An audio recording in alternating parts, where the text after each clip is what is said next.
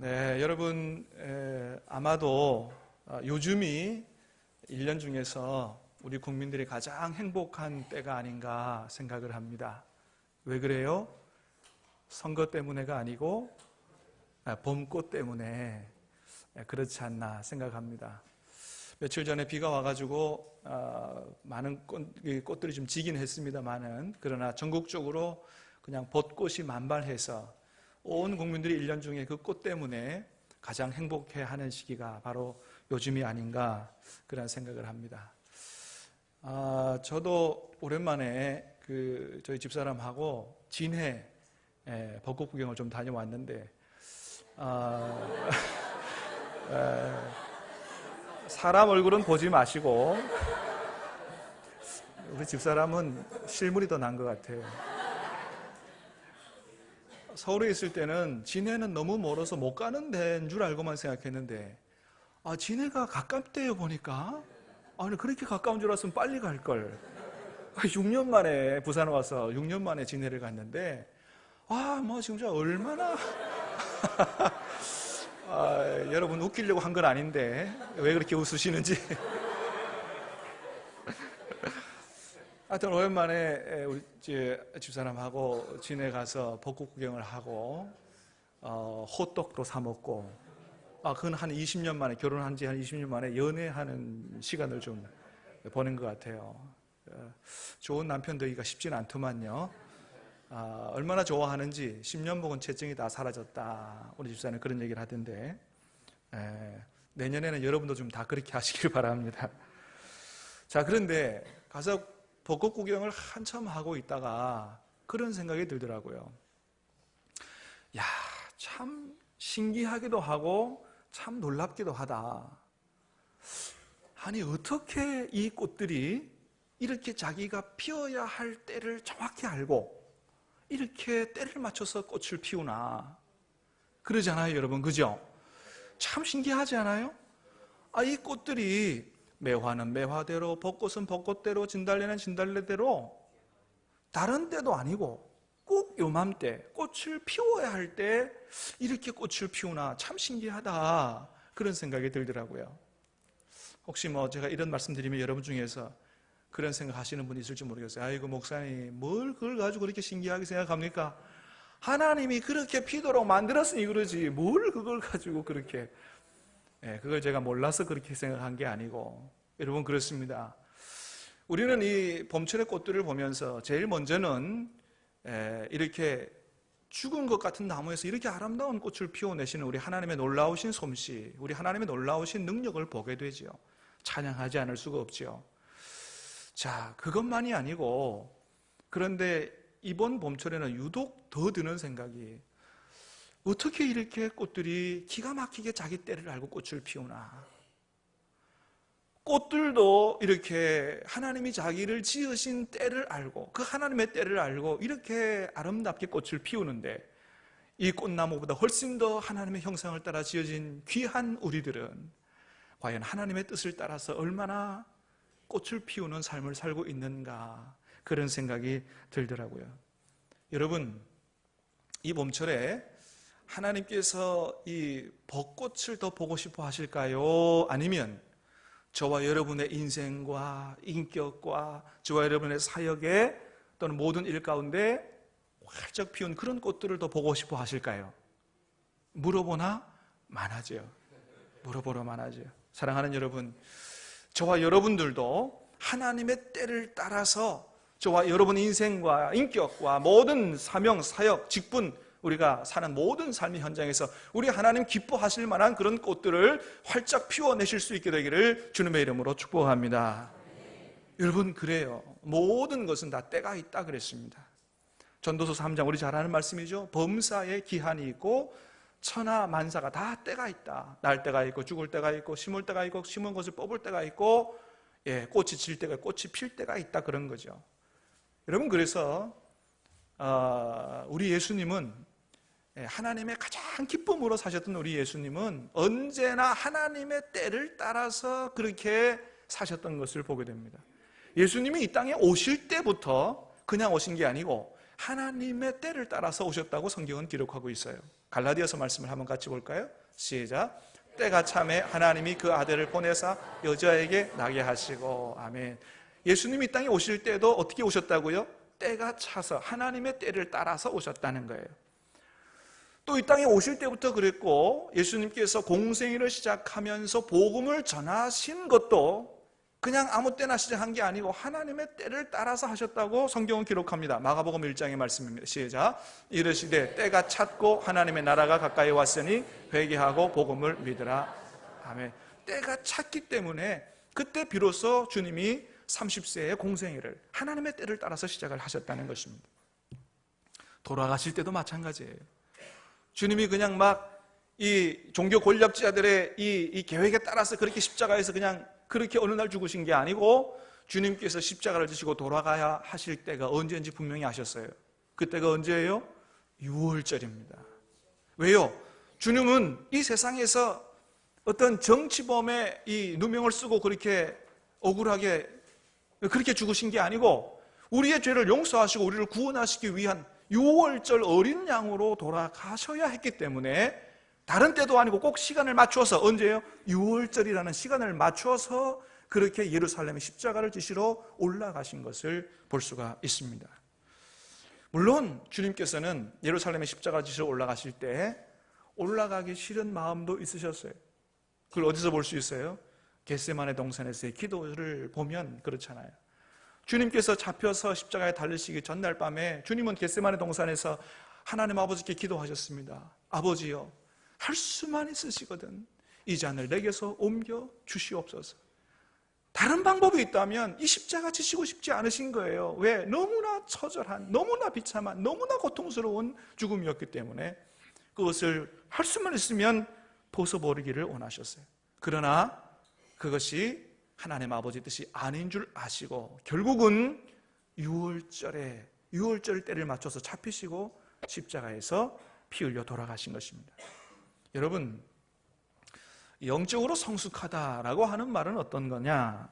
그건 바로 그런 것입니다. 예수님처럼 비록 내가 하기 싫다 하더라도 하나님의 뜻을 따라서, 하나님의 때를 따라서 그에 맞추어 사는 것, 하나님의 뜻을 따라서 순종하고 사는 것, 그것이 바로 영적으로 성숙한 성도들의 모습이다, 그렇게 얘기할 수가 있어요.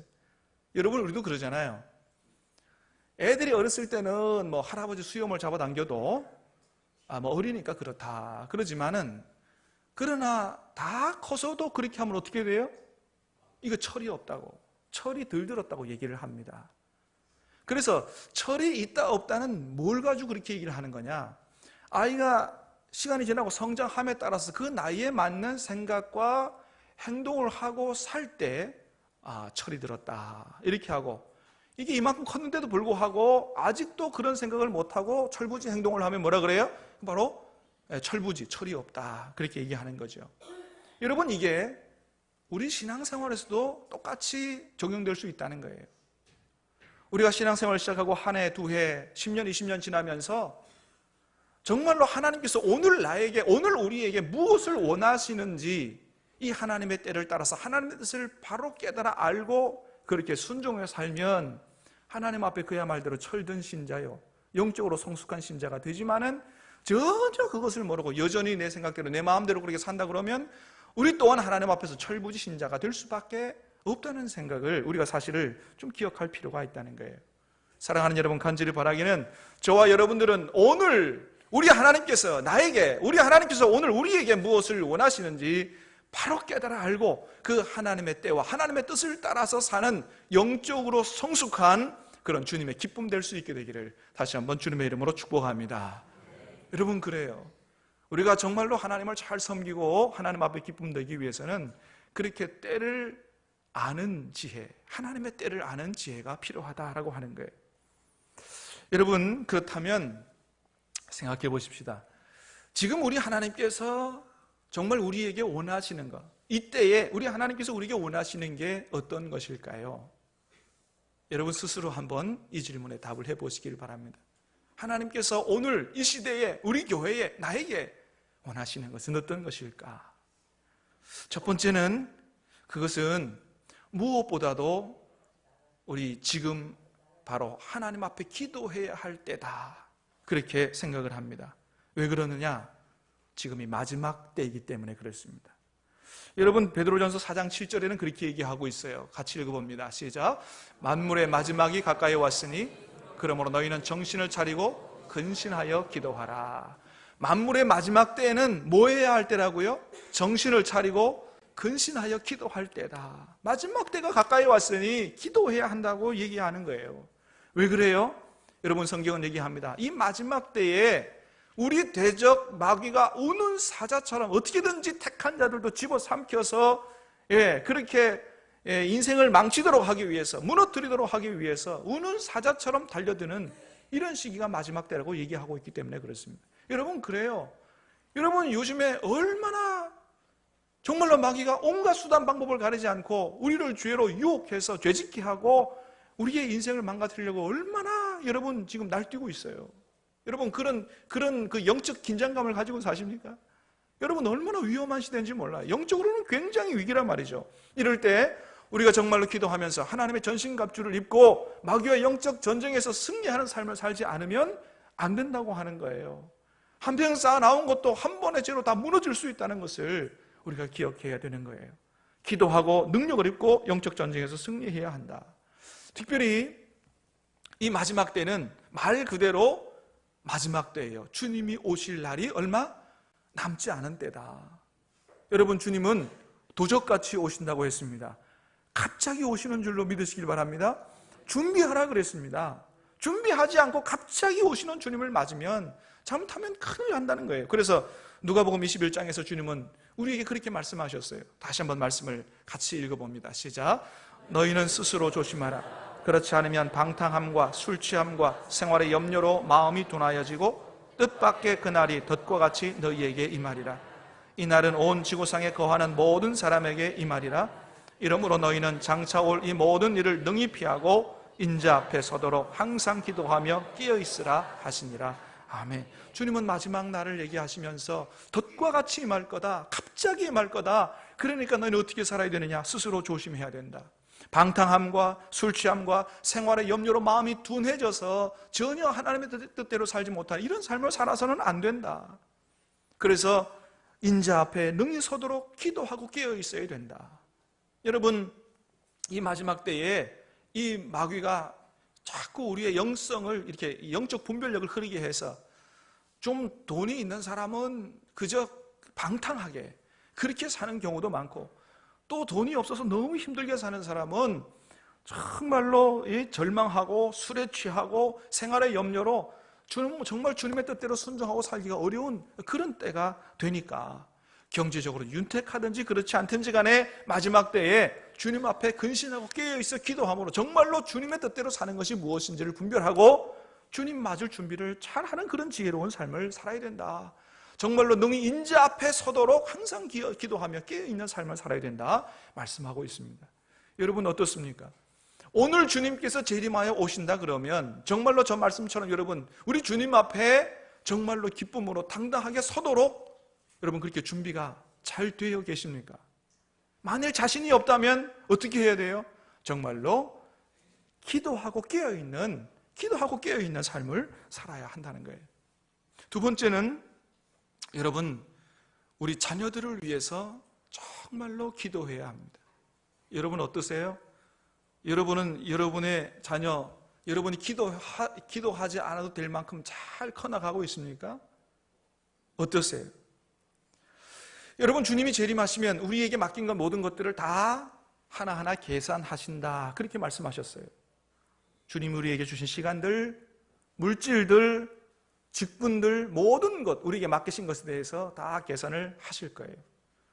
그런데 그 중에서도 아주 가장 엄격하게 계산하실 부분이 있다고 생각합니다. 그 부분은 어떤 부분이냐? 하나님께서 우리에게 맡기신 세상에서 가장 귀한 우리들의 자녀에 대해서, 네가 정말로 내가 너에게 가장 중요한 이 천하보다 더 귀한 자녀들을 맡겼는데 네가 이 자녀들을 나의 뜻에 맞게 잘 키웠느냐? 내가 세상에서 정말로 나의 영광을 위해서 귀하게 쓰실 만큼 믿음으로 잘 키웠느냐? 내가 그 아이에게 준 은사와 재능을 잘 분별하고 그것을 개발하면서 그렇게 잘 키웠느냐를 주님께서 반드시 물으실 것이다 생각을 합니다.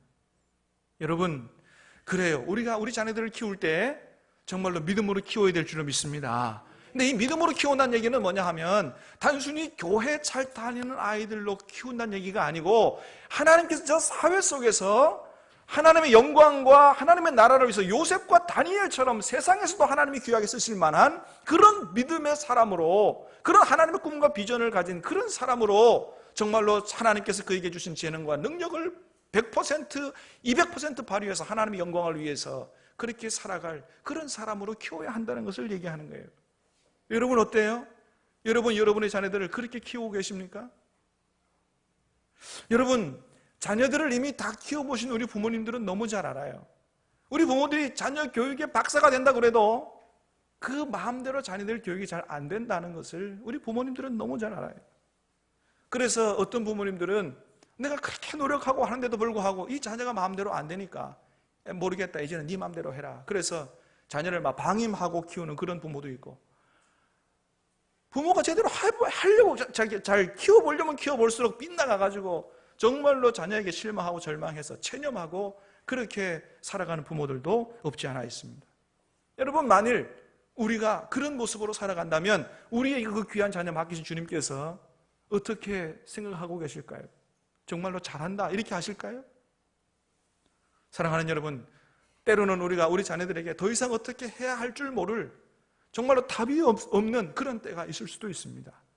그러나 사랑하는 여러분, 우리에게는 길이 없고 답이 없을지라도 그 길과 답이 우리 주님께는 있는 줄로 믿는 저와 여러분 될 수 있게 되기를 간절히 바랍니다.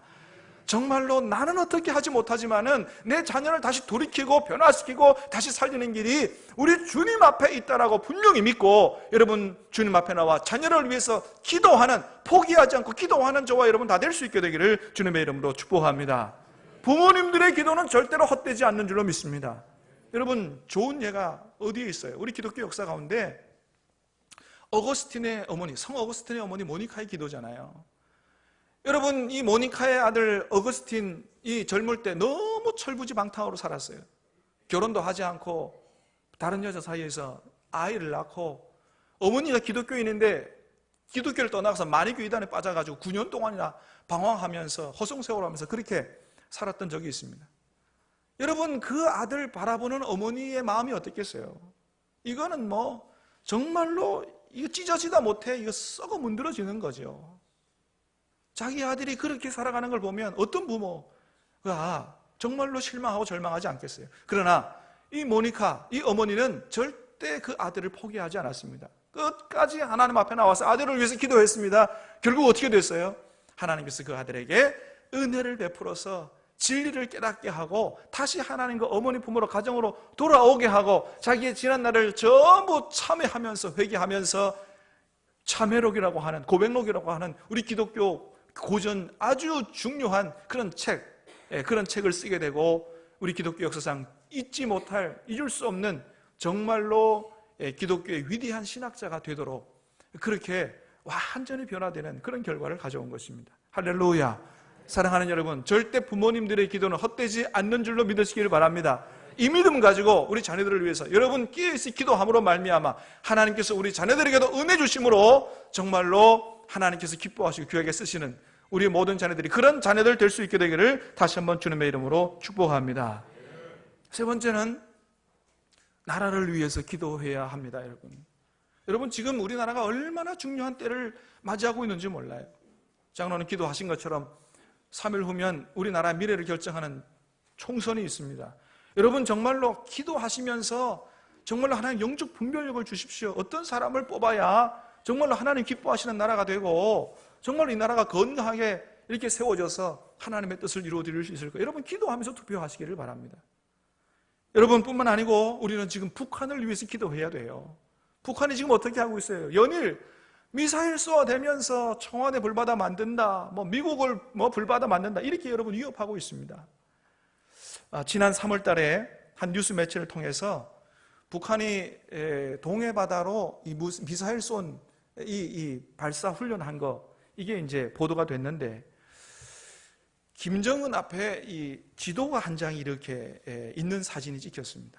그게 어떤 지도인가? 이게 나중에 이게 확대를 해보니까 전략군 화력 타격 계획이라, 저 지도예요, 저 지도.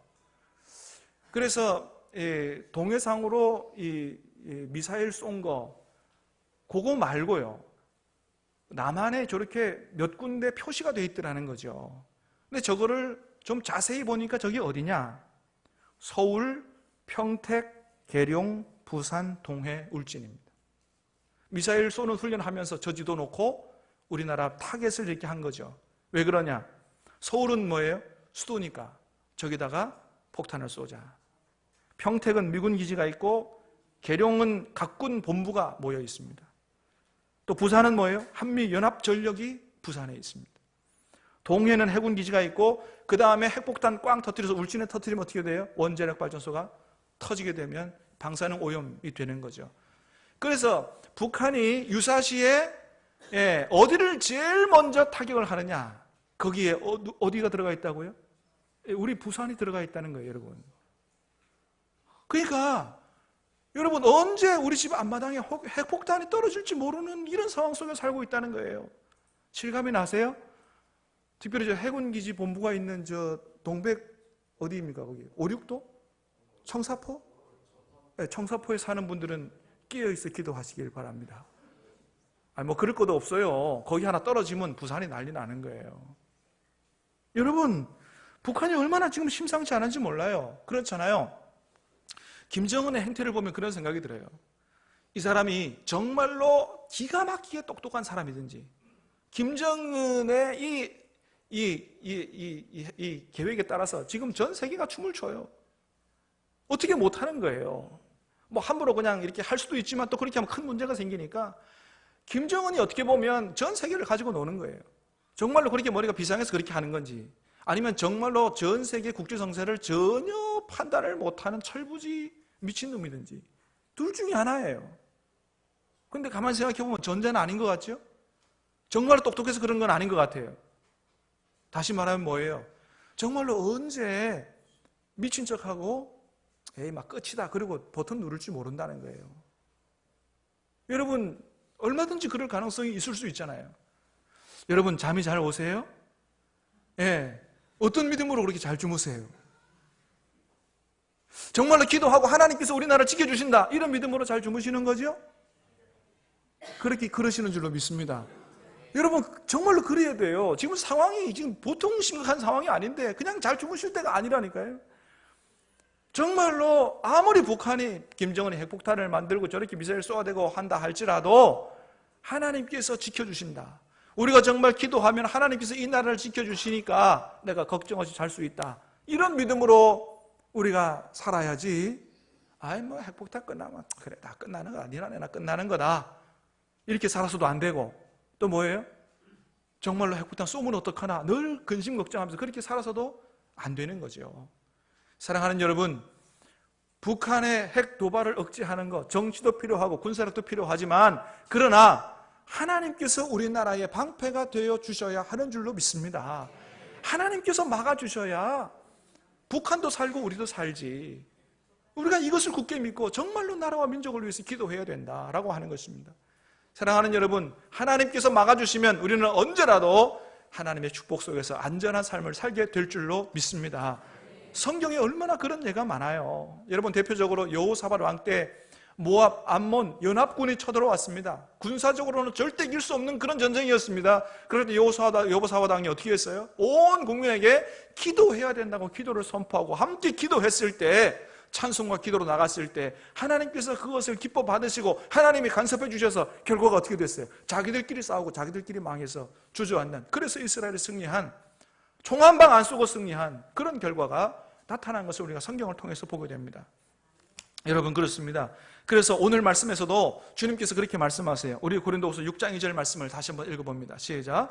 이르시되 내가 은혜 베풀 때에 너에게 듣고 구원의 날에 너를 도왔다 하셨으니 보라 지금은 은혜 받을 만한 때요 보라 지금은 구원의 날이로다. 아멘. 내가 옛날에 너에게 은혜 베풀 때에 너의 기도를 듣고 응답해서 너를 도왔다. 그러니 지금도 너희가 기도하고 내가 응답하는 그런 은혜를 받으라고 주님께서 말씀하고 계시는 것입니다. 그렇습니다, 여러분. 여러분, 지금이 우리가 기도하고 하나님의 은혜를 받아야 될 때인 줄로 믿습니다. 교회도 그렇고 가정도 그렇고 나라와 민족도 그렇고 하나님의 은혜가 필요합니다. 하나님께서 은혜 부어주셔야 됩니다. 우리가 기도하고 하나님의 은혜를 충만하게 받아 누릴 수 있게 되기를 주님의 이름으로 축복합니다. 주님은 오늘 이때가 기도하고 하나님의 은혜를 받을 때라고 주님 말씀하시는 거예요. 또 하나는 뭐냐 하면 우리가 최선을 다하여 전도해야 될 때가 바로 이때다라고 하는 것입니다. 왜 그러냐 하면 여러분, 지금 우리 가족, 친구, 이웃들이 구원 받을 때가 바로 이때밖에 없다. 여러분, 우리가 이렇게 생각을 해야 돼요. 여러분, 주님이 재림하여 오시면 더 이상 구원받을 기회가 없는 줄로 아시기를 바랍니다. 그래서 오늘 본문에도 뭐라 그래요? 바로 지금이 구원의 날이라고 말씀하고 있어요. 주님 오시면 우리 가족이 더 이상 구원받을 길도 없고 또 우리가 전도할 필요도 없어요. 그때는 모든 게 다 끝나는 거예요. 마태복음 25장에서도 열천예비후에서 주님이 재림하셔서 잔치에 문 열고 들어서 문 닫아버린 이후에 기름 사러 갔다가 늦게 돌아온 그 처녀들에게, 여러분, 아무리 처녀들이 문을 두드리고 문을 열어달라고 해도 주님이 절대 안 열어줬다 말씀하고 계시는 걸 보게 됩니다. 그러니까 주님이 오기 전까지만 전도할 때고, 주님이 오시기 전까지만 우리 가족이 구원받을 때라고 하는 사실을 우리가 기억해야 한다고 하는 것입니다. 여러분, 그러므로 지금 제 6차 생명잔치, 주님께서 이 잔치를 열어주시고 열심히 전도하고 가족을 구원하라고 할 이때, 여러분, 이 기회를 놓치지 말고 여러분 전도하여 온 가족이 구원받게 되기를 다시 한번 주님의 이름으로 축복합니다. 전도하다 보면 여러분 많은 어려움도 있을 거예요. 아무리 그렇게 기도하고 애쓰고 전도해도 바늘도 안 들어갈 정도로 그렇게 거부하는 사람도 많고, 또 가족 정도는 또 얼마나 어려워요. 정말로 그래서 어떤 경우에는 전도하다가 포기하고 그냥 그렇게 하고 싶은 마음이 굴뚝같이 들 때도 있으실 거예요. 그러나 여러분, 어떤 경우에도 여러분 전도의 끈을 끊지 마시기를 바랍니다. 여러분, 포기하지 마시기를 바랍니다. 포기하면 끝인 거예요. 여러분, 2013년 1월에 박정헌 씨라고 하는 산악인이 쓴 책이 하나 나왔어요. 끈이라고 하는 책입니다. 이 책은 이 지은이가 저 히말라야에 있는 한 6,400m쯤 되는 촐라체라고 하는 저 산, 저 봉우리를 등반한 그런 이야기가 쓰여 있는 그런 책인데, 함께 올랐던 이 최강식 씨라고 하는 사람하고 저 촐라체 등반에 성공을 하고 이제 내려오는 길에 사고가 생겼습니다. 함께 올랐던 최강식 씨가 이 크레바스라고 하는 이 얼음 이 함정에 거기 빠져버린 거예요. 50m 깊이에 거기 빠져버린 것입니다. 그러니까 몸에 같이 메고 있던 줄이 확 당겨지고 쳐지면서 위에 있는 박정헌 씨는 갈비뼈 2개가 부러졌고, 또 최강식 씨는 밑에 떨어지면서 두 다리가 다 다리가 다 부러졌습니다. 저런 상태로 있는 거죠. 여러분, 저런 상태에서는 어떻게 해야 되느냐? 산악인들도 저런 상태에서는 둘 중에 하나라도 살아야 되기 때문에 저 때는 줄을 끊어야 된다. 이게 산악인들의 불문율이라 그래요. 끊어도 어느 누구도 할 말이 없다는 거죠. 그런데 이 박정헌 씨 위에 있는 사람은 그럼에도 불구하고 자기 갈비뼈가 2개가 부러지고 절대로 끌어올릴 수 없는 지경 속에서도 줄을 끊지 않고 끝까지 그 줄을 붙잡고 끝까지 당겼다 그래요. 3시간의 사투 끝에 밑에 떨어진 최강식 씨를 끌어올렸습니다. 그리고 갈비뼈가 부러져서 더 이상 움직이기도 어려운데 엉덩이로 기어서 그렇게 사람을 찾아가 9일 만에 두 사람이 다 살아서 돌아오게 됐다는 거예요. 그래서 병원에 두 분이 저렇게 입원을 한 거, 이거 실화입니다, 실화. 근데 고난이 거기서 끝나지 않았어요. 너무 오랫동안 추위에 있었기 때문에 두 사람의 손을 보세요. 손가락 동상이 걸려가지고 이 박정헌 씨는 손가락 8개를 자르고 발가락 2개를 잘라야 했습니다. 물론 최강식 씨도 마찬가지예요. 손가락이 없습니다. 그래서 결국은 이 박정헌 씨라고 하는 사람은 자기가 그렇게 좋아하는 산을 더 이상 등반하지 못하는 그런 신세가 되어버렸습니다. 한 사람 살리기 위해서 너무나 큰 희생을 치른 것이죠. 그런데 그럼에도 불구하고 기꺼이 그런 희생을 치루었습니다. 왜 그래요? 사람의 생명보다 더 귀한 것은 없기 때문에. 그래서 그 끈을 끝까지 붙들고 있었던 것이죠. 여러분, 우리는 사실 우리 모두는 보이지 않는 끈으로 연결되어 있습니다. 가족이라는 끈, 친구라는 끈, 이웃이라는 끈으로 연결되어 있어요. 때로는 살다가 너무 힘들어서 이 끈을 끊어버리고 싶은 그런 생각이 들 때도 있어요. 그러나 여러분, 그 끈을 끊어버리지 마시기를 바랍니다. 끊어버리면 안 되는 거예요. 여러분, 박정원 씨가 이 최강식 씨 살리기 위해서 끈을 끊어버리지 않았던 것처럼 오늘도 주님이 저와 여러분을 살리기 위해서, 하나님의 백성으로 살도록 하기 위해서 은혜의 끈, 생명의 끈, 사랑의 끈과 용서의 끈을 끊지 않으셔서 우리가 사는 것처럼 여러분, 우리도 힘들다 할지라도 그 끈을 끊어버리지 말아야 될 줄로 믿습니다. 혹이라도 그게 너무 힘들어서 여러분이 이웃을 향한, 가족을 향한 기도와 사랑과 전도의 끈을 끊으셨다면 다시 이으시기를 바랍니다. 하나님 앞에 나와 기도하시면서 간절히 바라기는 이번 생명잔치 기간 통해서 여러분의 사랑과 섬김과 기도와 전도의 끈을 통해서 그 끈을 힘껏 잡아당기는 여러분을 통해서 우리 주변의 모든 사람들이 다 구원을 받고 하나님의 축복에 참여할 수 있게 되기를 예수님의 이름으로 축복합니다. 우리 같이 한번 합심해서 기도하도록 하겠습니다.